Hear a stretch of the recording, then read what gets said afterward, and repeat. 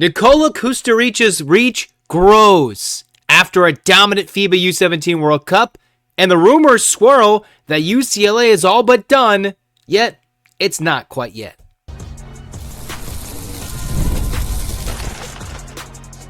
You are Locked On UCLA, your daily podcast on the UCLA Bruins. Part of the Locked On Podcast Network, your team every day. Welcome, everybody, to this edition of the Locked On UCLA podcast. I'm your host, Zach Anderson-Yoxsimer. Thanks for making the show your first listen each and every day. Welcome back, everydayers.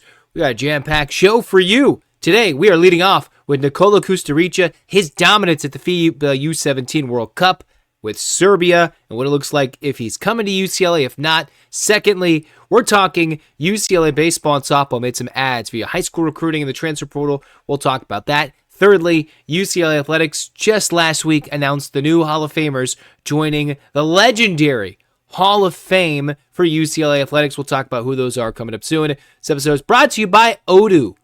Great organizations win because operations matter, and that's why you should get Odoo. Try it for free at odoo.com/lockedon. That's ODOO.com/lockedon. So here we go. We're talking UCLA sports. We're talking UCLA men's hoops. Their season, Mick Cronin's career at UCLA, his tenure, is in the balance. Lukewarm seat that's going to get a whole heck of a lot hotter if the Bruins do not land Nikola Kusturica. This is a Serbian prospect whose coach that I talked about a couple of days ago is quoted as telling the FIBA basketball website as the best prospect out of Serbia in 20 years. Now you got Nikola Jokic, you've got longtime NBA vets currently playing, former players, European players, EuroLeagues. You've got top-tier talent. So UCLA, if they get this kid, is dominant. And he continued to have his stock continue to rise. All right? And then the rumors came over the weekend that, this kid signed for $12 million in 2 years to UCLA. Well, that was according to Eurohoops. I saw posted by College Basketball Content, quickly refuted by Travis Branham of 24/7 Sports that no, nothing is said and done. But any Kentucky insider, I think I've seen Big Blue Dylan talk about this the most, that it's leaning heavily UCLA. There's already been UCLA sides like Bro Report and the 24/7 Sports Travis Branham who have either crystal balled or predicted that this is going to happen. Now, there has been no official commitment yet as of this recording, which could change very quickly after, during, or whenever. It seems like his focus was very, very intent on getting Serbia as far as he can go. And I think the best possible scenario, outside of Serbia winning it, losing to the U.S. in the FIBA U17 final, was him dominating, him playing his former club mates that are just as equally top prospects heading into college from the international ranks, and then him also proving on the biggest of stages with all the other prospects around him that Nikola belongs. So one, he is not officially committed to UCLA. That hasn't happened. Two, if he does, his stock has risen so much that this might be a household name by the time the college basketball season starts. In the FIBA U17 World Cup final against the Americans, put up 37 points, 9 assists, and 9 rebounds and a couple of assists. All right. Big time numbers for Kusturica.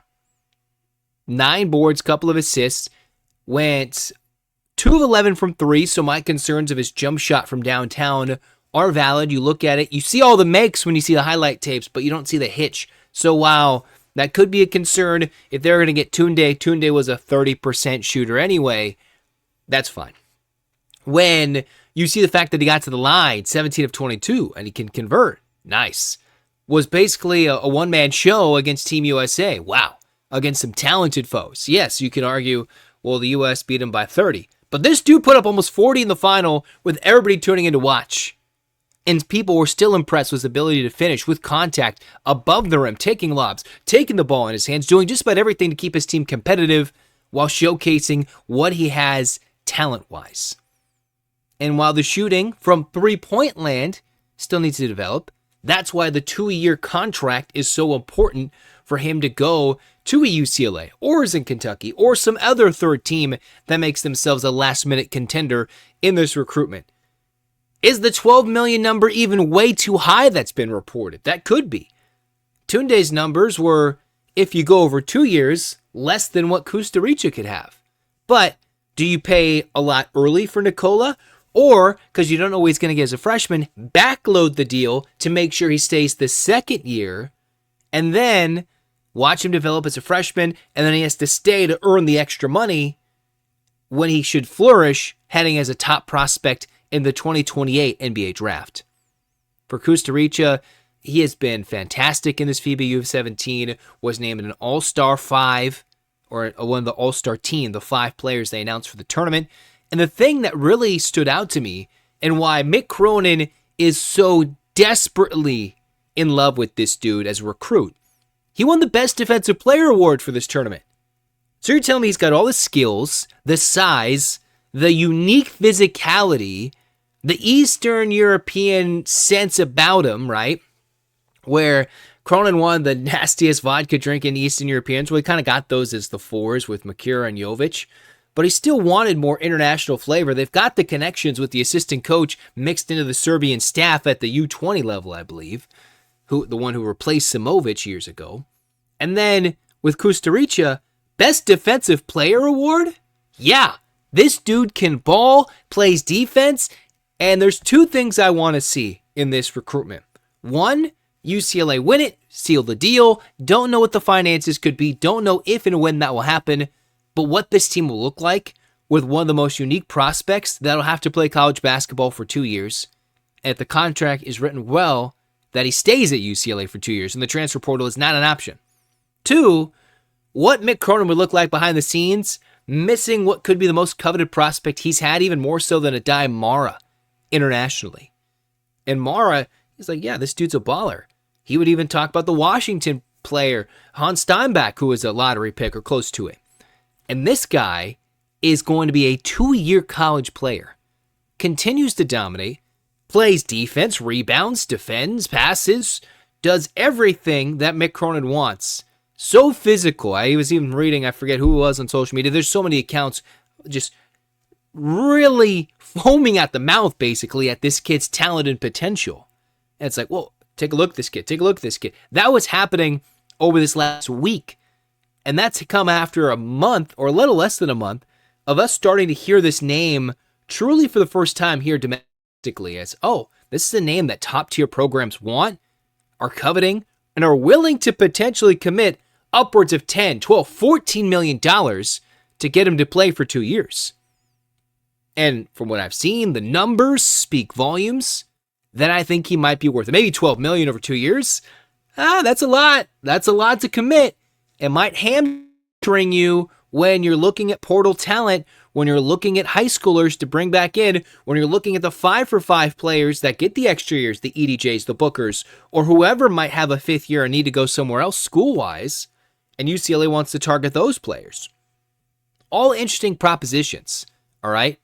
So if you're going to commit a heavy chunk of change to a player like this, he better stay for 2 years, and you better be good enough financially, stable enough to commit to building around him. Because if you don't got anything around Nikola in year 2, if he does commit to UCLA, and that's when he's truly supposed to be the superstar, then what are you doing? But the Bruins have a sneaky roster that is missing a talent of Nikola's potential. The question is whether he signs, for how much and how long, and how developed is he to be a win-now true freshman going from international success at the FIBA U17s to American or the U.S. college basketball system, which is very different than international rules, than playing in FIBA, than the U17s. The translation doesn't always correlate between international basketball to college basketball at the U.S. level, the club ball to the NBA. But Kusturica has been absolutely outstanding. Mick Cronin is like, this dude can do everything. I need him. And if he doesn't, he's probably going to throw a chair across the room at his home, just like Bobby Knight, if it does not work out. But all the signs continue to indicate this is a waiting process. This is a waiting game. And that I think this tournament meant a lot to him. Wanted to focus, stay the course, and maybe, just maybe, have earned himself an extra 7 figures or more based on his performance in this tournament. Now there's the rumors of, Mark Pope was there. UCLA had their assistants on the ground close by. Okay, I'm not afraid. It's just a matter of closing the deal. And it's not official, despite what Eurohopes or college basketball content have said.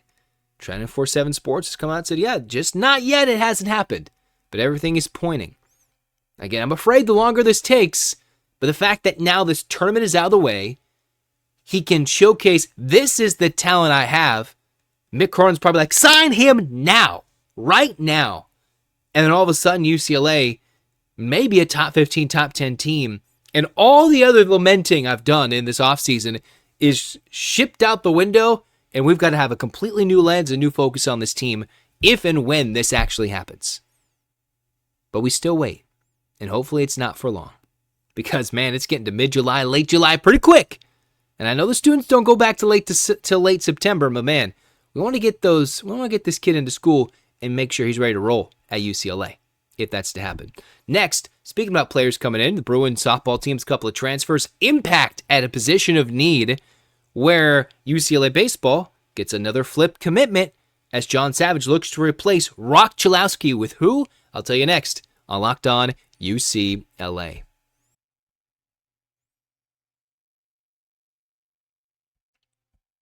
Let's tell you about our friends at Odoo. Running a business shouldn't feel like you're trying to connect a bunch of systems that were never designed to work together. One app for accounting, another for inventory, another for sales. Somehow none of them talk to each other. That's where Odoo comes in. Odoo is an all-in-one business management software that brings in every part of your business together in one powerful platform. Sales, accounting, inventory, marketing, everything works in one place, helping your team move faster, stay organized, and focus on growing the business instead of managing software. The best organizations know that success isn't just about talent, it's about having everyone working toward the same goal, and that's true in sports just like it is in business. Think about this. For Mick Cronin and his staff, they're trying to organize different styles of recruiting. You're trying to mix, you've got the domestic, you've got the high school, you've got the portal, you've got international, and all that together, you got to have the same organization. Cronin's got this same goal in mind. He wants a very specific type of player with the toughness and the stick-to-itiveness and the go-get-that-bone mentality, all right? Regardless of where he finds that talent, they're all going towards the same goal. So, think about this. Great organizations win because operations matter, and that's why you should get Odoo. Try for free at odoo.com/lockedon. That's odoo.com/lockedon. And don't forget to join the Everyday Club. Join now, lockedonucla.supercast.com. Get your show ad-free, have a lot of fun, and join the fun with Locked On UCLA.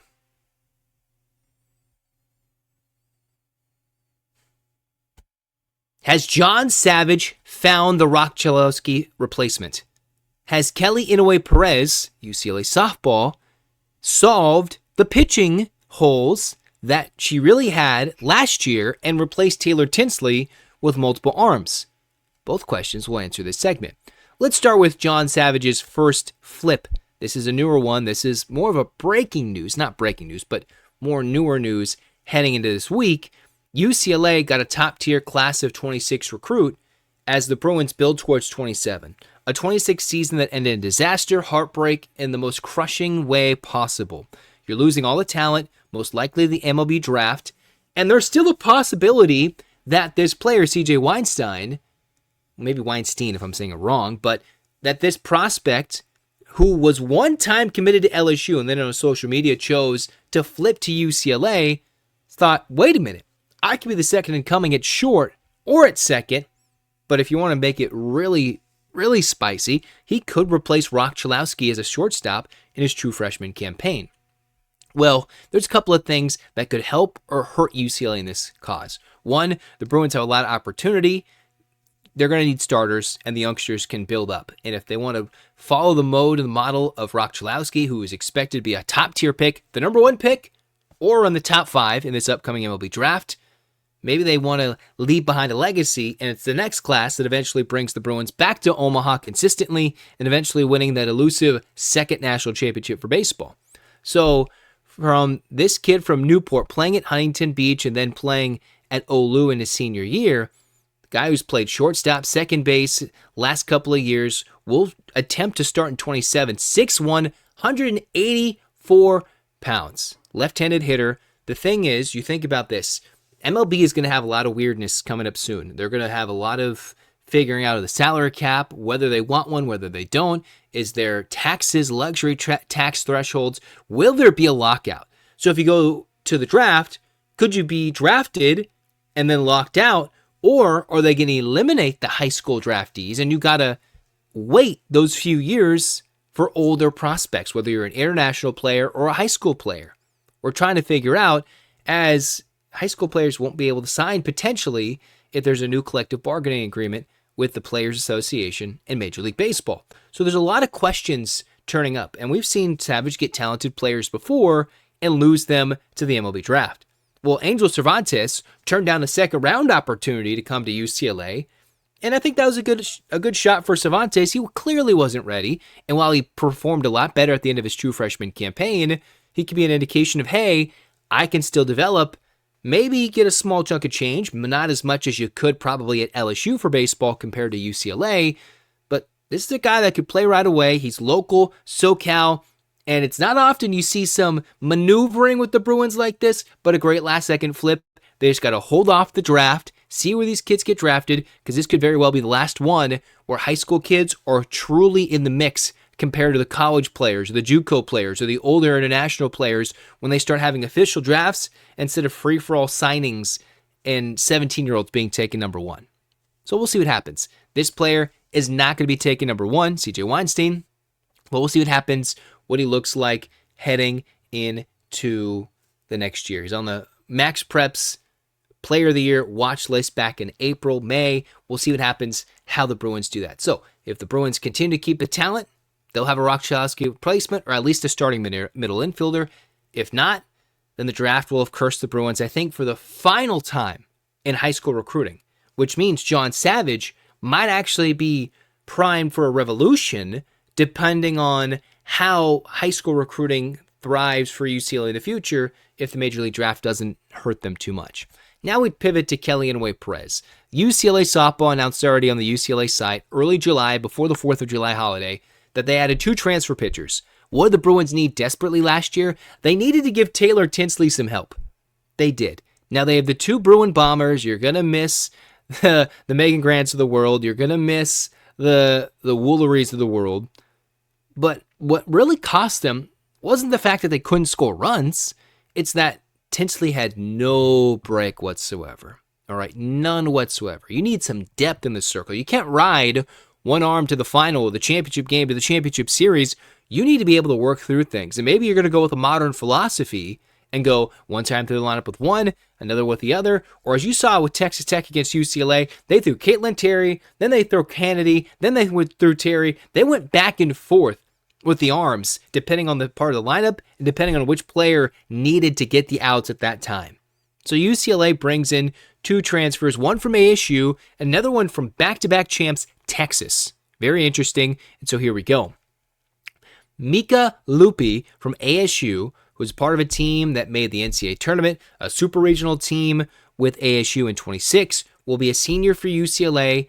And think about this, 5 for 5 is now in play. So if they're not going to go the AUSL, then, that could be a 2-year player. It's still even having to click in my mind that, she's a senior, or this player's a senior, that they have one more year. No. Remember, age and 5 for 5 is important. Now, schools are still figuring out how former athletes or current athletes, do they play under the former model, the new model, if there's red shirts in play. There's still a lot of weird gray area they're trying to figure out. But the fact that 5 for 5 is important, a junior can still be impactful for multiple years, while the Bruins look for more high school talent, continue to get talent that can help them in years to come.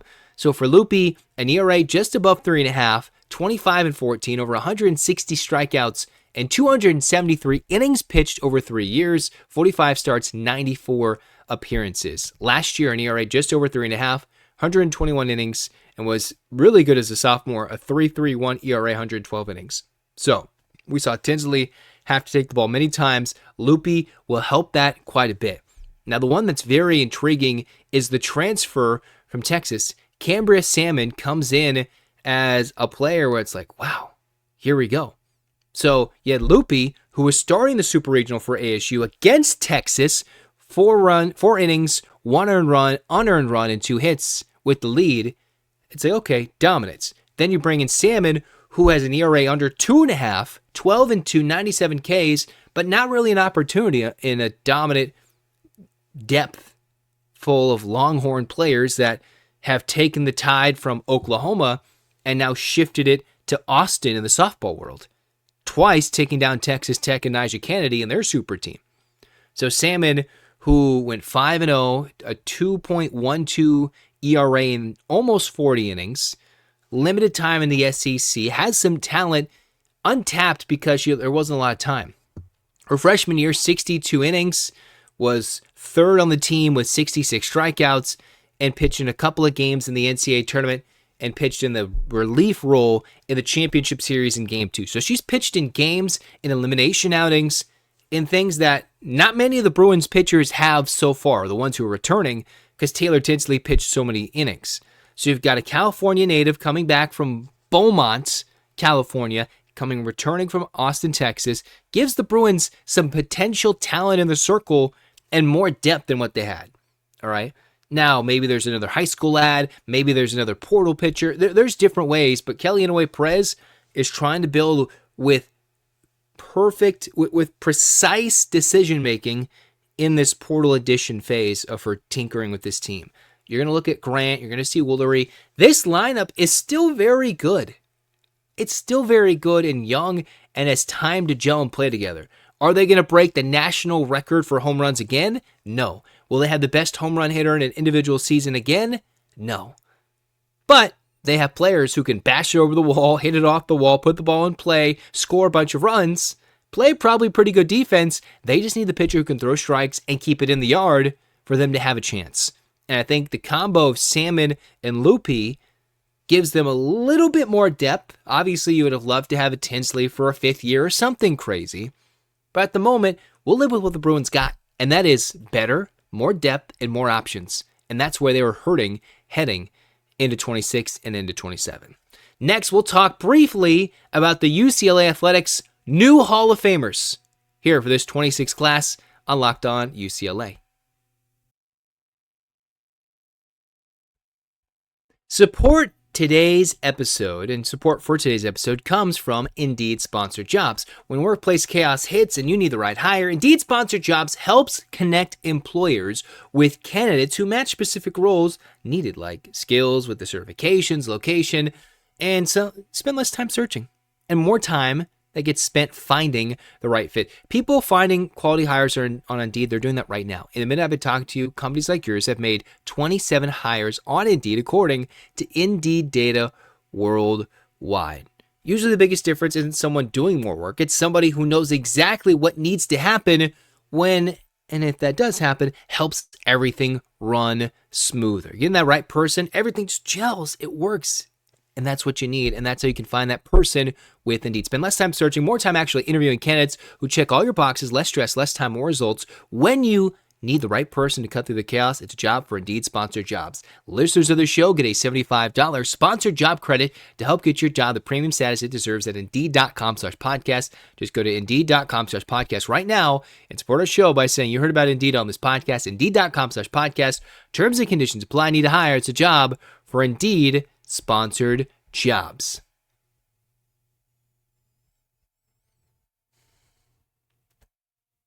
Alrighty, we're talking about the UCLA Athletics Hall of Fame. It was announced just before the 4th of July. So here we go, catching up on things. End of June announcement. Here are your 9 new Hall of Famers. You've got in alphabet, is it alphabetical? We'll see what happens. Everybody on the website, we're going to go up and down the site based on how they put it. So you've got Garrett Atkins, a baseball player from the late 90s to the early 2000s. The Bruins' only 3-time All-American. All right, that's what's listed as the UCLA baseball's dominant star. Garrett Atkins, 40 career home runs, 167 RBIs, 369 batting average, all Pac-10 honors all 3 years, and set the school's single-season freshman batting record in 1998 with a 383 clip, 9 home runs, and 54 RBIs. Only finished his career off with a 375 batting average, took the Bruins to a super regional, and then his junior year, 352 batting average, 17 home runs, 73 runs scored, and 72 RBIs, and still finished second with UCLA in overall hits. 7-year career at the MLB level. Eventually earned some MVP votes at some point during the, I believe, 2005 season. Was a part of that Rockies team that made it to the 2007 World Series. So a brief but a pretty storied MLB career playing in World Series. Took UCLA to postseason and hit over 350 in his 3 UCLA years every single year, including being second all-time in UCLA's baseball's total career hits. Next, you've got Chris Ferris, a football player in the mid to late 90s. Just the second ever Outland Trophy winner in the late 1990s. Did not allow a sack in 1998, part of a crazy, awesome UCLA football time, especially in 98, when the Bruins had 5,800 yards, 39.7 points per game. All the great numbers, multiple Pac-10 titles, got to play in multiple bowl games, including the Rose Bowl, consensus first-team All-American, a third-round NFL draftee in 99 by the Steelers, played for the Bills, Packers, and Falcons through 2003, and eventually returned to UCLA for grad school, and he's a CEO of Brown Strauss Steel. So he's had an illustrious professional career, whether it be sports or post-playing career, and Chris Ferris has been a great representation of a Bruin. Now you've got Sam Mewis. Sam Mewis, who played for the women's soccer team from 2011 to 2014, won an NCAA title, NWSL title, and a World Cup title. All right? She is one of 2 Bruins to do all 3. So won the first ever UCLA Women's Soccer National Championship. That's now almost 13 years ago. 3 NWSL titles with the Western New York Flash and the Courage in 16, 18, and 19. Won the FA Cup with Manchester City, and then was a part of the 19 World Cup champs, 2020 Olympic bronze medalists in the Olympics with Team USA, was the Honda Award winner and the ESPNW National Player of the Year, Pac-12 Player of the Year. So many dominant things that you can see. And at some point in her career in 2021, was listed as the Soccer Player of the Year by US Soccer, and was the ESPN FC #1 player in the world, reaching new heights. Sam Mewis, congratulations. You got Andre Phillips, a track and field Hall of Famer for the National Track and Field Hall of Fame. So it's about time that an Olympic champion and an NCAA champion, whose UCLA's days date back to the late 70s and the early 80s, won the 1981 400-meter hurdles title and a 1988 Olympic gold medal with a time of 47 seconds. So think about that. Was a Pac-10 400-meter hurdles champion and helped lead UCLA to an overall second-place team finish in 1980. Still very good, great speed, so it's glad to see Andre Phillips join this. Kelly Reeves, women's volleyball in 2010 to 2013, beach volleyball in 2013, was the first ever All-American for UCLA beach volleyball during their inaugural season, and she was assistant coach on the team that won the team's 3rd national championship and won a national championship with the women's volleyball team in 2011. Double-doubles in 2011, the round of 16, had pretty good numbers in the indoor career, all Pac-12 honors, and just like her mother, becomes the first mother-daughter tandem in UCLA Athletic Hall of Fame. Her mother, Jean Reeves. So there you go. You got Reeves and Kelly Reeves together becoming Athletic Hall of Famers. First mother-daughter tandem. Matt Rice, 1994 to 1997, was a national champion for the Bruins in 97 in men's soccer, was the College Cup defensive MVP, 11 saves in one game. I know it's a lot of big-time tournament soccer with U.S. Soccer and Tim Howard and what he did years ago versus Belgium. For Matt Rice in a semifinal against Indiana, 11 saves in a 1-0 victory, 9 saves in the final against Virginia, 1 goal in 5 tournament games, and his career ended on a 221-minute shutout streak. All-America honors from Soccer America, long career in the MLS, goalkeeper of the year finalist, humanitarian of the year, all-star with the MLS, so he's been a dominant player, won a title, and continued to have a good career after that, including a couple of caps with the U.S. national team, and had a shutout in his international debut.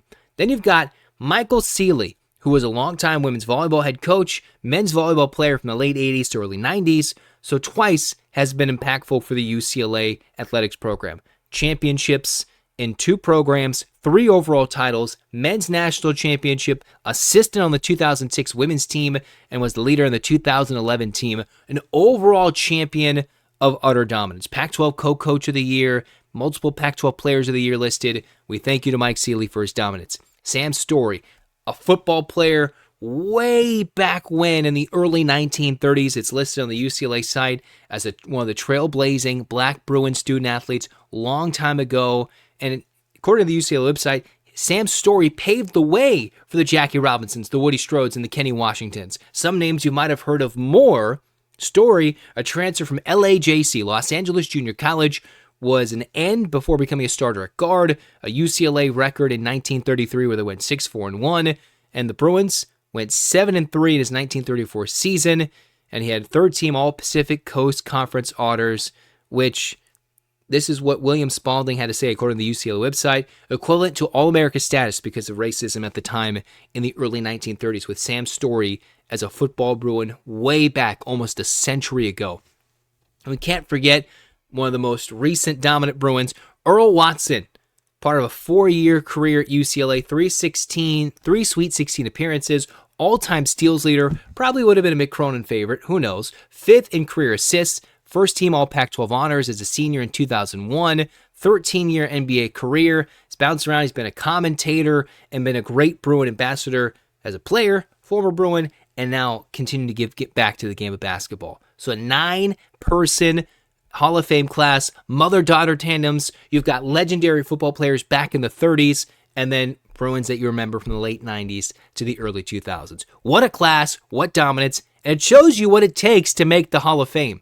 You've got to be either an Olympic champion, NCAA champion, top at something in a sport of dominance, just elite or a trailblazer. And that's what it's taken to be a UCLA Athletics Hall of Famer. That's going to do it for this episode of Locked On UCLA.